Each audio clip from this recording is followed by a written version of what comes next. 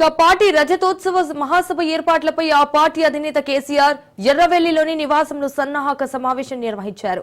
కరీంనగర్, ఆదిలాబాద్ జిల్లాల పార్టీ ముఖ్య నేతలు సమావేశానికి హాజరయ్యారు.